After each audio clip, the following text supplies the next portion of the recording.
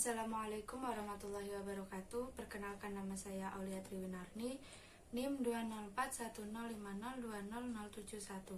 Saya dari Fakultas Ekonomi dan Bisnis Islam, Prodi Ekonomi Syariah.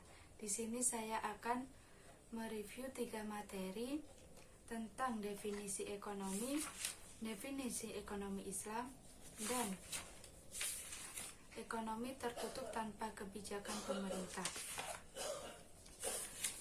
Langsung saja di materi pertama, yaitu definisi ekonomi. Ilmu ekonomi adalah sebuah cabang ilmu yang membahas dan mempelajari tentang tingkah laku manusia dalam usahanya untuk mengalokasikan atau mengelola segala sumber daya yang memiliki batasan penggunaan untuk mencapai sebuah tujuan tertentu. Pembagian ilmu ekonomi. 1. Deskriptif. Kajian yang memaparkan secara apa adanya tentang kehidupan ekonomi suatu daerah atau negara pada masa tertentu. 2. Terapan. Cabang ilmu ekonomi yang membahas secara khusus tentang penerapan teori ekonomi dalam suatu rumah tangga produksi. Teori membahas gejala-gejala yang timbul sebagai akibat perbuatan manusia dalam usahanya meningkatkan kesejahteraan masyarakat. Ilmu ekonomi teori dibagi menjadi 2, yaitu ekonomi mikro, ilmu yang mempelajari perilaku konsumen dan perusahaan serta penentu harga-harga pasar dan kuantitas faktor input barang dan jasa yang diperjualbelikan. Ekonomi makro, studi tentang ekonomi secara keseluruhan. Ekonomi makro menjelaskan perubahan ekonomi yang mempengaruhi banyak masyarakat, perusahaan, dan pasar. Konsep dasar ekonomi makro. 1. Pendapatan dan pengeluaran. 2. Pengangguran. 3. Uang dan fungsinya. 4. Inflasi dan deflasi. 5. Permintaan agregat dan penawaran. 6. Keseimbangan IS dan LM. 7. Ekspor dan impor. Materi yang kedua yaitu definisi ekonomi Islam. Ekonomi Islam adalah ilmu ekonomi adalah sebuah cabang ilmu yang membahas dan mempelajari tentang perilaku manusia dalam memenuhi kebutuhannya dan memuaskannya untuk mencapai falah berdasarkan pada prinsip-prinsip dan nilai-nilai Al-Quran, Sunnah, Ijma, dan Qiyas. Perbedaan ekonomi Islam, kapitalis, dan sosialis. Islam bersumber dari Al-Quran, Al-Sunnah, dan ijtihad ulama. Sedangkan kapitalis dan sosialis bersumber dari pemikiran dan pengalaman manusia.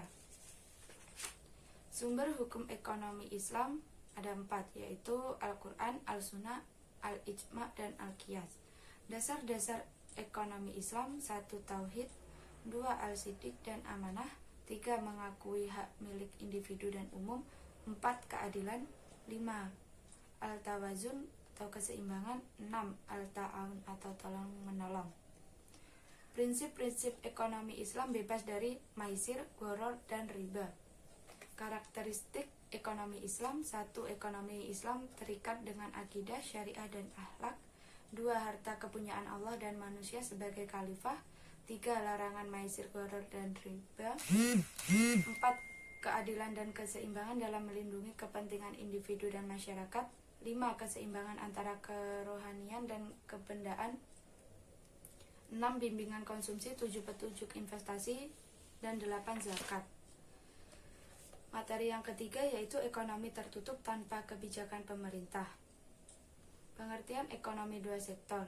Perekonomian 2 sektor adalah perekonomian yang terdiri dari sektor rumah tangga dan perusahaan, yang merupakan bentuk yang paling sederhana dari analisis makroekonomi mengenai penentuan tingkat kegiatan ekonomi suatu negara. Aliran pendapatan dalam perekonomian 2 sektor. 1. Sektor perusahaan menggunakan faktor-faktor produksi yang dimiliki rumah tangga. 2. Sebagian besar pendapatan yang diterima rumah tangga akan digunakan untuk konsumsi. 3. Sisa pendapatan rumah tangga yang tidak digunakan untuk konsumsi akan ditabung dalam institusi-institusi keuangan. 4. Pengusaha yang ingin melakukan investasi akan meminjam tabungan rumah tangga yang dikumpulkan oleh institusi-institusi keuangan. Investasi dan fungsi investasi. Pengertian investasi. Investasi merupakan komponen kedua yang menentukan pengeluaran agregat. Investasi merupakan pengeluaran atau perbelanjaan penanam modal atau perusahaan untuk membeli barang-barang modal. dan perlengkapan-perlengkapan produksi untuk menambah kemampuan memproduksi barang dan jasa yang tersedia dalam perekonomian. Investasi meliputi pengeluaran untuk pembelian barang modal, penggantian barang-barang modal, pengeluaran untuk bangunan kantor dan pabrik, serta pertambahan nilai stok-stok barang yang belum terjual. Faktor penentu investasi: 1. Tingkat keuntungan yang diramalkan akan diperoleh. 2. Suku bunga. 3. Ramalan mengenai keadaan ekonomi di masa depan. 4. Kemajuan teknologi. 5. Tingkat pendapatan nasional dan perubahannya. 6. Keuntungan yang diperoleh perusahaan-perusahaan. Fungsi investasi. 1. Fungsi investasi otonomi merupakan investasi yang besarnya tetap atau jenis investasi yang tidak terpengaruh dengan besarnya pendapatan. 2. Investasi terpengaruh merupakan investasi yang besarnya dipengaruhi oleh besarnya pendapatan nasional. Sekian video review dari saya. Wassalamualaikum warahmatullahi wabarakatuh.